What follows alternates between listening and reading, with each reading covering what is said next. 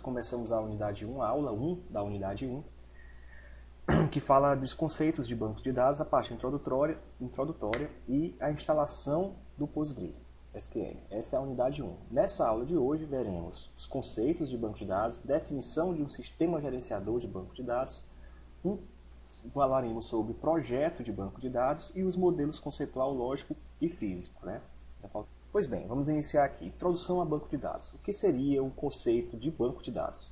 Banco de dados é uma coleção de dados logicamente coerente que possui um significado implícito, cuja interpretação é dada por uma determinada aplicação e mantido em dispositivos de armazenamento secundário, que são discos, fitas, enfim, de um sistema de computação, certo? Pronto, esse é um conceito que ele abrange tudo, certo? Tudo que é pertinente a banco de dados, tá? E o SGBD, nós falamos de banco de dados. Agora o SGBD é Sistema Gerenciador de Banco de Dados. Ele é um software, certo? Que possui recursos capazes de manipular as informações do banco de dados, ou seja, ele vai pegar os dados que estão contidos e armazenados nos dispositivos secundários do banco de dados e interagir com os sistemas de usuário. Então ele é que vai dar resultados para o sistema para o usuário. Seria o quê? Um relatório, uma venda, um balancete, de vendas de uma loja, enfim. Então, o sistema gerenciador ele traz recursos de manipular e organizar para que ele possa dar esse tipo de informação.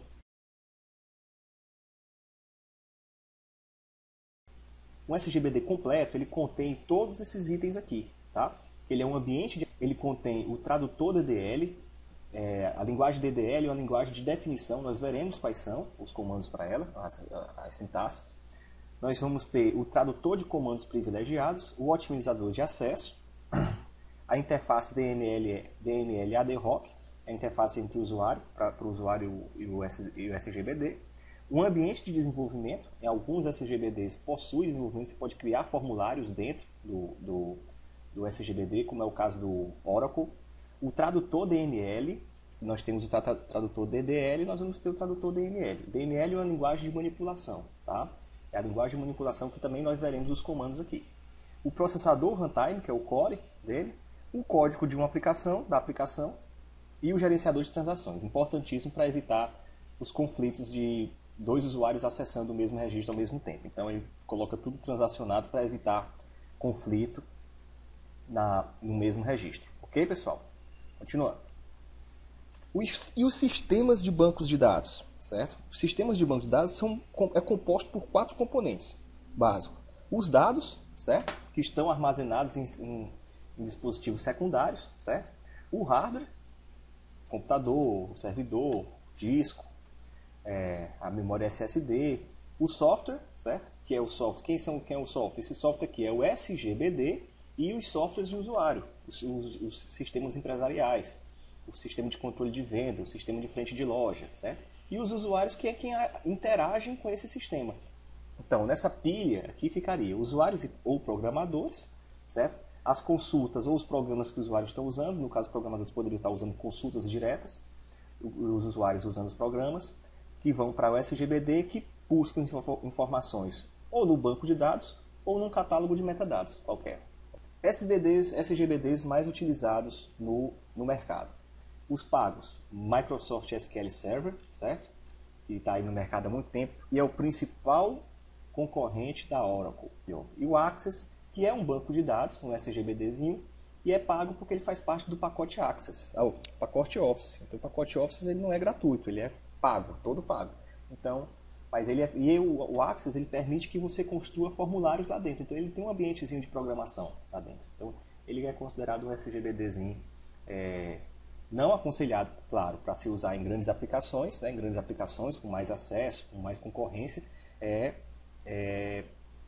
orientado que se use um SGBD mais robusto, certo? O SGBDs gratuitos tem o MySQL, que ele pertence à Oracle, tá? MySQL é de uma empresa, a Oracle comprou, certo? Mas ele não passou a ser pago, tá? Ele continua tendo versões gratuitas sem limitações, tá? Mas existe uma versão paga, né? Que na realidade você paga não é pelo software, e sim pela assistência, tá? Pela assistência do software. Tem o PostgreSQL, né? que ele é totalmente gratuito, e o Firebird, que também é gratuito. Tá? Como o banco de dados também pago, tem o Interbase, que ele é um banco de dados, um SGBD bem antigo, muito utilizado nos sistemas desenvolvidos em Delphi. Tá? O Firebird e o Interbase, eles têm a mesma arquitetura, são iguais, praticamente. Só que o Interbase, ele cobra uma licença pequena, mas ele cobra, e o Firebird não, é todo gratuito. Tá? Outros SGBDs, eu já falei aqui do Interbase, da Borland, né? E tem o da InterSystems, o Cache, certo? Que ele é considerado um banco de dados pós-relacional, né? Que ele é a promessa deles, guardar, ao invés de guardar em tabelas, né? Guardar objetos, tipos de banco de dados. Nós temos o banco de dados relacional, que ele armazena, manipula, recupera os dados estruturados unicamente em formas de tabela, que a gente chama de modelo relacional, certo? O modelo relacional tem, basicamente, a tabela, certo? Que são entidades ou relações entre as entidades, tá? Os registros, que também considerados tuplas, as colunas, que são os atributos, e as chaves, que são são os registros únicos, o identificador único dos registros, tá? Isso aqui tudo nós vamos ver cada um, inclusive os comandos de execução para eles, tá bom? Banco de dados objeto relacional é uma combinação entre benefícios do modelo relacional com a capacidade de modelagem no modelo orientado a objeto. Porém, a gravação é tabelas, registros, colunas e chaves. Então, ele é um banco de dados relacional que tem uma combinação de benefícios que, assim que ele vai para a aplicação, aqueles dados vão para a aplicação, eles vão em modo de objeto. Mas não é o SGBD que faz isso, certo? Quem está fazendo isso é uma camada entre a aplicação e o SGBD. Banco de dados orientados a objetos ou pós-relacional. Armazena as informações como objetos, obedecendo a forma como está descrito no modelo orientado a objetos. Ele não guarda em registros, tuplas, tabelas, não. Ele guarda o objeto dentro do banco, certo? Tem o Cache e tem o Oracle. O Oracle tem uma versão que grava em objetos. Objetos em vez de relacional. Usa orientado a objeto em vez de relacional. E sobre projetos? Projeto de banco de dados. Nós temos 3 tipos de modelos, tá? Nós temos o primeiro, é o modelo conceitual. O modelo conceitual, ele é a abstração de mais alto nível, tá? Ele quer que você abstrair os objetos, as entidades envolvidas no problema para as entidades e tabelas que vão ser utilizadas no banco de dados, certo? Então, independe do banco de dados e ele independe do SGBD. Então, isso aqui, o analista ele vai tentar extrair do problema quais seriam as entidades, as tabelas. As vantagens: facilita a compreensão da semântica dos dados em um domínio. Por exemplo, aqui nós temos um modelo conceitual. Nós temos aqui o funcionário, que ele é lotado em um departamento, ok? Então, isso aqui só vai ser uma entidade, uma tabela funcionário, vai ter uma tabela departamento. O funcionário, ele trabalha em um projeto, tudo bem, certo? Isso aqui é uma relação, são relações, né? E a função, o funcionário trabalha num projeto com uma função. Modelo lógico. O modelo lógico é, como característica principal, ele tem a representação, ele é um passo a mais, a próxima fase seria a próxima fase do modelo conceitual, certo? Então, ele é uma representação do modelo conceitual em um modelo de banco de dados, certo? Nessa fase, ainda não precisa estar definido o SGBD, tá? Mas precisa estar definido como será o banco, se vai ser um relacional ou um pós-relacional, certo? Então, o banco de dados tem que ser definido que tipo. Vamos usar relacional? Vamos usar pós-relacional? Qual o tipo de banco nós vamos usar, certo? Então, nesse caso já precisa, mas o SGBD, que é o sistema, então ele tem uma eficiência, dado uma eficiência na eficiência de armazenamento, certo? Por exemplo, evitar tabelas com a mesma finalidade ou tabelas que não se tem utilização nenhuma. Esse aqui é o modelo lógico. Então, Nós temos a entidade tabela do cliente, TB cliente, certo? Que é aqui com os atributos e a sua chave, esse amarelinho aqui é a chave. Nós temos uma entidade também login, com chaves e atributos. E nós temos mais 3 tabelas, certo? Tabela compra, tabela produto e a relação entre as duas, que vai dizer qual é o produto que está sendo vendido, ok? Modelo físico, pronto. Aqui é a evolução, é a próxima fase do projeto, do projeto após o modelo lógico, certo? Nesse caso, é necessário saber qual é a CGBD que será escolhido. Por quê? Para se saber qual é a linguagem que será utilizada, como é que seriam os esquemas, como é que seria a organização, certo? Aqui é dado uma ênfase no acesso, certo? Na velocidade, acesso, disponibilidade, controle de transação, certo? E aqui é implementado as consultas e consultas, índices, visões, criação de tabelas, as linguagens de DML, que são as consultas, que são as de manipulação, e a DDL, que é a linguagem de definição, que é onde a gente cria os objetos, cria as tabelas, cria as chaves e cria os atributos. Ok? Um exemplo do modelo físico é um script. Aqui ele está criando uma tabela TB login com esses atributos aqui. Esse aqui é autoincremento e vai ser a chave primária, e esses outros 4 aqui, FL admin, usuário, senha e FL ativo, serão atributos dessa tabela TB login. Aqui é a mesma coisa com a tabela cliente. São vários atributos, ele está informando aqui que a chave primária é o ID, certo? E que tem índices. Esses índices são criados para aumentar o acesso, certo? A disponibilidade daqueles registros. Ele indexa o registro de forma que fica mais fácil para o SGBD localizá-lo sob demanda, quando é solicitado. E esse script aqui, essa linguagem aqui é para o banco MySQL, ok? Bem, pessoal, agora se vocês pegarem aí na apostila de vocês, na página 17, tem um estudo de caso, certo? Nós vamos verificar, quero que vocês acompanhem comigo esse estudo de caso, que hoje nós vamos fazer um modelo conceitual e um modelo lógico, tá? O modelo físico vai ficar para as próximas aulas, pois nós não começamos ainda a estudar o SGBD, ok? Então vamos lá. Para esse estudo conceitual, modelo conceitual, nós vamos usar essa notação. Essa notação diz que um triângulo com o nome no meio é uma entidade, o atributo é essa bolinha branquinha, né, vazada com esse tracinho, é um atributo. O atributo identificador é a bolinha preenchida com o tracinho, e o relacionamento é esse losango deitado, ok? Então, com o nome do relacionamento no centro. Ok, pessoal? Então, acompanha aí. Esse aqui é o modelo relacional. Vamos ler aqui o estudo de caso e comentar por que ele está sendo feito dessa forma, tá? Então, vamos lá. Uma empresa de desenvolvimento de projetos deseja informatizar-se. Após uma conversa com os proprietários e funcionários da empresa, levantamos as seguintes afirmações. Cada funcionário está lotado em um departamento e em um determinado departamento pode existir vários funcionários. Então, o que ele diz aqui é que o departamento pode ter vários funcionários, certo? Um para N, e o funcionário pode ter apenas um departamento, é 1 para 1, tá? Cada funcionário tem um departamento, e um departamento pode ter vários funcionários. Ok.